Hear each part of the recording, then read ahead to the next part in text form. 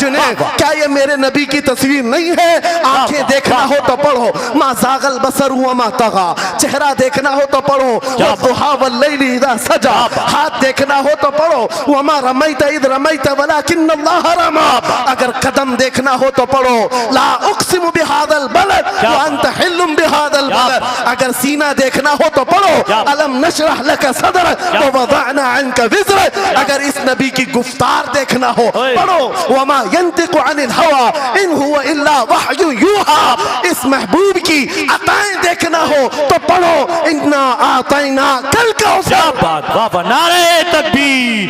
अगर पढ़ना है तो कंजुल ईमान से पढ़ा करो। जहां बरेली का इमाम ये भी बताएगा, कुरान पढ़ने वाला अपने नबी को ये नहीं कहेगा मेरा नबी मेरे जैसा था या उसका इल्म ऐसा था वैसा था, बल्कि बरेली का इमाम बताएगा कुरान पढ़ने वाला अपने नबी को यूं कहेगा सरवर कहूं के मालिक को मौला कहूं तुझे, बागे खलील का गुले ज़ैबा कहूं तुझे, तेरे तो वस्फ ऐब तनाही से हैं बरी, हैरान हूं मेरे शाह मैं क्या क्या कहूं तुझे, लेकिन रज़ा ने खत्म सुखन इस पे कर दिया, खालिक का बंदा खल्क का आका कहूं तुझे। हमारा शिवा है पूरी दुनिया में कि सिर्फ और सिर्फ रसूल पाक की गुलाम कौम ऐसी है जो 1 मिनट में पूरा सन्नाटा तारी कर सकती है। किसी ने एक साहब से पूछा था वेल ट्रेन्ड फौज जो होती है, चाहे वो अमेरिका की हो कि रशिया की हो कि जापान की हो चाइना की हो, उनसे पूछा गया कि अगर 10,000 फौज को सफों में खड़ा करना हो और उनको रेडी करना हो तो आपको कितना टाइम लगेगा? किसी के बारे में कहा कि अमेरिकी फौज के लिए हमें 4 घंटे लग जाएंगे, हम तरतीब दे देंगे। रशियन फौज के लिए 3 घंटे लग जाएंगे, चाइनीज और एक्टिव हैं 2 घंटे में अपनी सफे तरतीब कर लेंगे। उस मुसलमान दानिश्वर ने कहा अल्लाह का करोड़ों एहसान है, 1 लाख से ज्यादा का मजमा होता है हरम काबा में भी और हरम रसूल में भी। इमाम सिर्फ 1 मिनट में कहता है सफे दुरुस्त कर लो, किसी को डंडा मारने की जरूरत नहीं, सबकी सफे खुद दुरुस्त होती है। ये कौम है जो अपनी सफे खुद दुरुस्त करती है। मस्जिदों में जुमा में ईदगाह में जाकर कोई लकड़ी लेकर नहीं फिरता कि अपनी अपनी सफ़ें दुरुस्त कर लो। हर एक को इतना शऊर है कि अपनी सफ़ें कैसे दुरुस्त की जाती है। जब आपको अल्लाह ताला ने ये नेमत अता की है, मस्जिदों में सफ़ें दुरुस्त कर सकते हैं 1 मिनट के अंदर, ईदगाह में 1 मिनट में हमारी सब दुरुस्त हो सकती है। ऐ नौजवानों, दुनिया को ये बताओ सिर्फ मस्जिद और ईदगाह नहीं, दुनिया के हर मैदान में हम अपनी सफ़ें दुरुस्त कर सकते हैं। सुभान अल्लाह। हर मैदान में हमारी सब दुरुस्त हो सकती है। ये अल्लाह की तरफ से दी हुई बहुत बड़ी नेमत है। बस अब मजमा जो खामोश है और मुतवज्जे है, अब मेरी बात को आगे मैं बढ़ाता हूँ, तवज्जो से सुने। कुरानी उलूम के मुताल्लिक आपके सामने चंद बातें रखूंगा, इसलिए कि मुझे कहा गया बड़ा पढ़ा लिखा मजमा है और मुसलमान के लिए पढ़ा लिखा होना बहुत लाजिम है, इसलिए कि जिहालत इस्लाम का अपोजिट है। जिहालत इस्लाम का अपोजिट है। आपको एक बात मैं बताऊं, जब भी कहा जाता है दौरे इस्लाम, यानी हुजूर सल्लल्लाहु अलैहि वसल्लम की आमद के बाद के हालात को दौरे इस्लाम कहते हैं, उससे पहले वाले जमाने को दौरे जिहालत कहते हैं।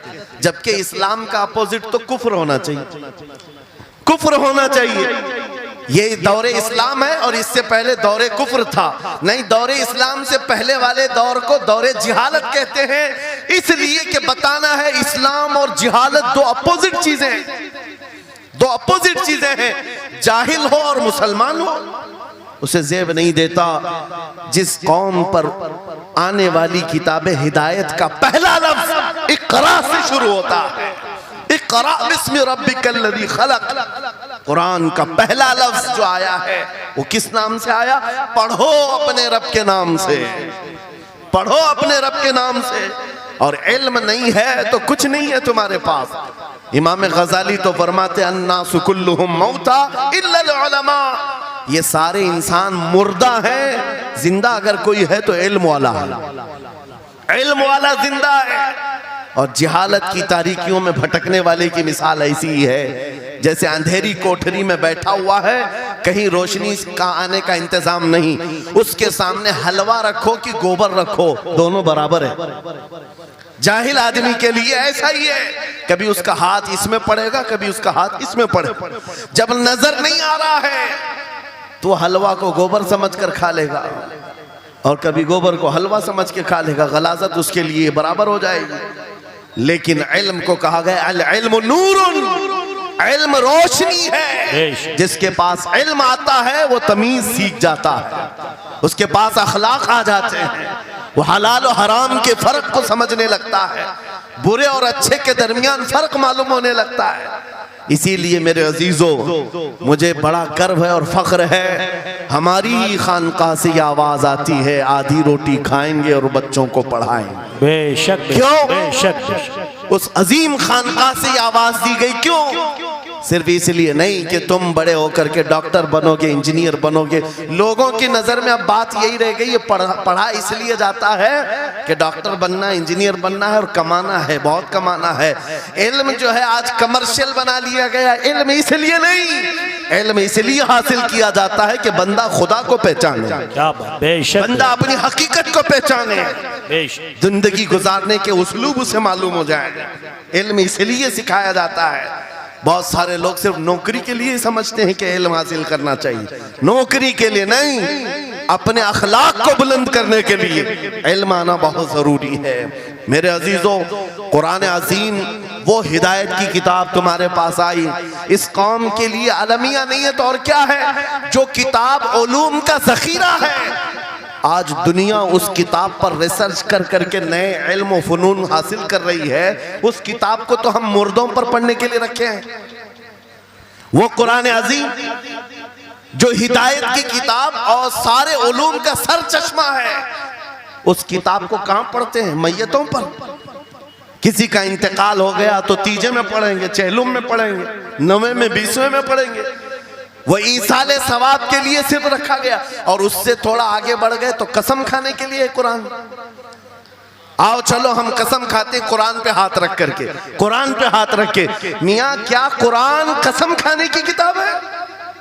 कुरान की वो आयत मैंने सबसे पहले पढ़ी, अल्लाह फरमाता ज़ालिकल किताबु ला रैब फीही, ये वो किताब है जिसमें शक की गुंजाइश नहीं, और ये हिदायत है परहेजगारों के लिए। और कुरान में 3 जगह ये लफ्ज आया है, हुदल लिन्नास, हुदल लिल मुमिनीन, हुदल लिल मुत्तकीन। ये सारे इंसानों के लिए भी हिदायत है, ये सारे ईमान वालों के लिए भी हिदायत है, और परहेजगारों के लिए भी हिदायत है।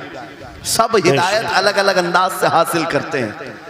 बारिश एक ही है बरसने वाली, जमीनें अलग अलग हैं। बहुत नरम जमीन हो तो वो जमीन बारिश से फायदा ज्यादा उठाती है, और थोड़ी सी ओबड़ खाबड़ जमीन हो तो वहां से फायदा कम आता है। बारिश एक ही है, कुरान बारिश हिदायत है। जिसके दिल की जमीन जितनी नरम होगी उतना वो उससे हिदायत उठाएगा। सुभान अल्लाह, बेशक, उतना उससे फायदा उठाएगा। और आज हालात ये हैं, ऐ नौजवानों अपने दिल पर हाथ रख करके बताओ, कुरान कितने लोगों ने पढ़ा है? कुरान कितने लोगों ने पढ़ा? मैं हाथ नहीं उठवाता, किसी भी बात पर हाथ मत उठाया करो। ना ही झूठे हाथ उठाना है, ना सच्चे हाथ उठाना है, ना ही किसी और को शर्मिंदा करना है। अपने दिल पे हाथ रख करके बताओ कुरान कितनी मर्तबा पढ़ लिया। क्योंकि कुरान पाक, बहुत सारे लोग ये समझते हैं मदरसे में बचपन में एक बार पढ़ लिया तो उसका हदिया हो गया, खत्म हो गया है, अब इसके बाद फिर हमारी मैयत पे ही पढ़ा जाएगा। इसीलिए तो कुरान के उलूम से नावाकिफ हो गए। अरे समझना तो दूर की बात, देख करके पढ़ना भी मुश्किल है। आज लोगों का देख कर पढ़ना मुश्किल हो गया। कुरान तुम्हारे पास बहुत सारी किताबें नहीं है, बहुत सारे ग्रंथ नहीं, बहुत सारे वेद नहीं है जिनका शुमार ही नहीं है। तुम्हारे पास ओनली वन, एक किताब